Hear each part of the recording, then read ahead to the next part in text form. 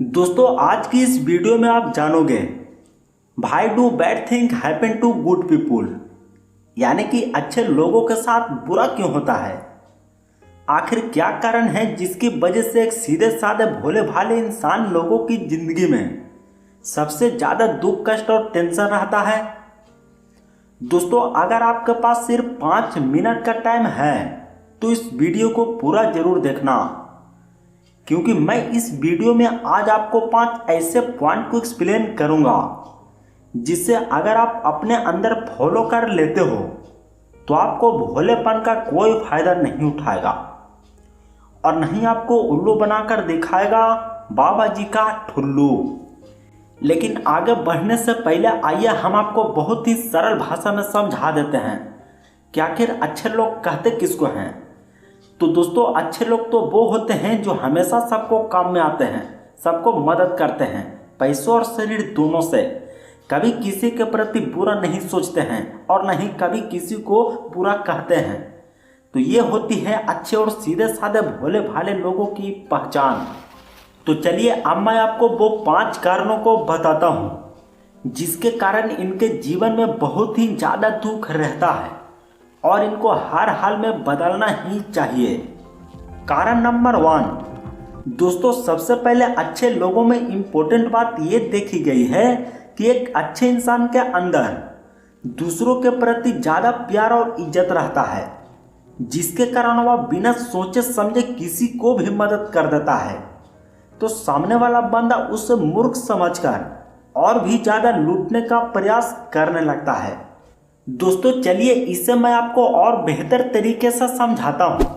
मान लीजिए कि एक अच्छे इंसान है और एक इनसे थोड़ा अलग यानी बुरे, यानी कि एक गुड पीपुल है और एक बैड पीपुल। और इस बैड पीपुल को किसी कारणवश 2000 रुपये की जरूरत पड़ गई और उन्होंने इस गुड पीपुल से कांटेक्ट किया और इस गुड पीपुल ने बिना सोचे समझे 2000 रुपया बैड पीपुल को दे दिया। लेकिन दोस्तों बात गड़बड़ तब होती है जब इस गुड पीपुल को पैसों की जरूरत आ जाती है। ये अपना ही पैसा मांगने के लिए उस बंदे के पास जाते हैं, तो बुरे लोगों के पास पैसा रहते हुए भी उस बेचारे को उल्टे सीधे बातों को बताकर चरा देते हैं और ज़्यादा टॉर्चर करने पर ये लोग गाली गलौज मार पीट भी कर बैठते हैं, जो कि अच्छे लोगों की जरा भी पसंद नहीं है। और फिर बेचारे सीधे साधे भोले भाले लोग बेबस होकर उससे पैसा मांगना ही छोड़ देते हैं। इसीलिए दोस्तों अगर आप किसी को पैसा पैंचा तभी देना जब आपको उससे लेने की क्षमता हो, वरना नहीं। चलिए दोस्तों आप जानते हैं दूसरे कारणों को।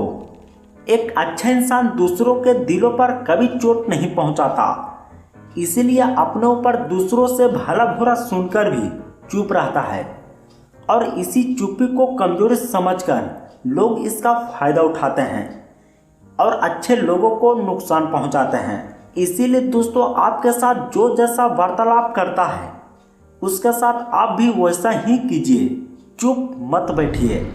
कारण नंबर 3, अगर कोई इंसान समाज के लिए अच्छा काम करता है तो उसके चाहने वालों के साथ साथ उसके विपक्षी यानी दुश्मन भी बढ़ने लगते हैं, जो कि उनके कामों में लोगों के बीच गलत छवियां दिखाने की कोशिश करते हैं, जिससे कि बहुत सारे इंसान नाराज होकर अपना काम करना ही छोड़ देते हैं, जो बहुत ही गलत बात है।